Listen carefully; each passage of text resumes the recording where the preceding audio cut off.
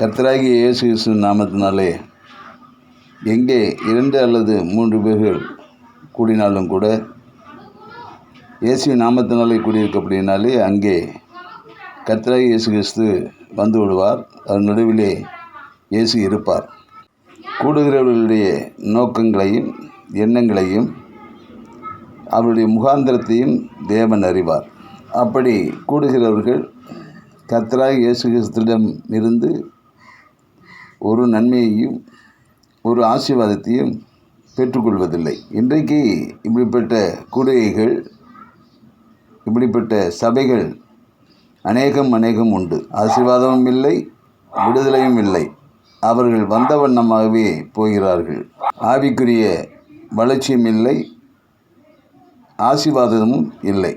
ஒன்றாய் கூடுகிறோம், பாடல்கள் பாடுகிறோம், ஆராதிக்கிறோம்.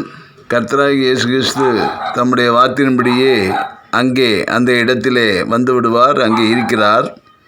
ஆனால் ஒரு விடுதலையும் இருப்பதில்லை, ஆசீர்வாதத்தையும் பெற்றுக்கொள்வதில்லை.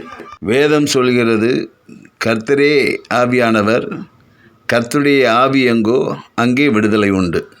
கர்த்தருடைய ஆவி எங்கோ அங்கே ஆசீர்வாதம் உண்டு. நாம் கூடி வருகிற ஸ்தலங்களிலே அங்கே ஆவியானவருடைய அசைவாடுதல் இருக்க வேண்டும்.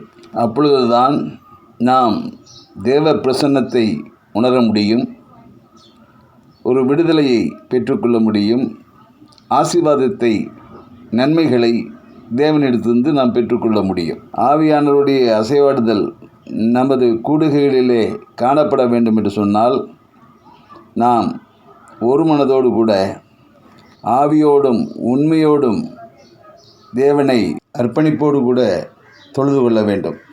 அப்பொழுது பரிசுத்த ஆவியானவர் அங்கே அசைவாடுவார். தேவன் நம் நடுவே உலாவி நம் தேவனாய் இருப்பார். நாம் அவருடைய ஜனங்களாக இருப்போம். கர்த்தராகிய இயேசு கிறிஸ்துவின் நாமத்தில் நாம் ஒன்றாய் கூடுவோம். தேவ சமூகத்தில் நம்மை முழுமையாய் அர்ப்பணித்து ஆவியோடும் உண்மையோடும் தேவனை தொழுது கொள்வோம். ஆவியானவருடைய அசைவாடுதலுடைய கூட தேவ பிரசன்னத்தையும் தேவனுடைய ஆசீர்வாதங்களையும் பெற்றுக்கொள்வோம்.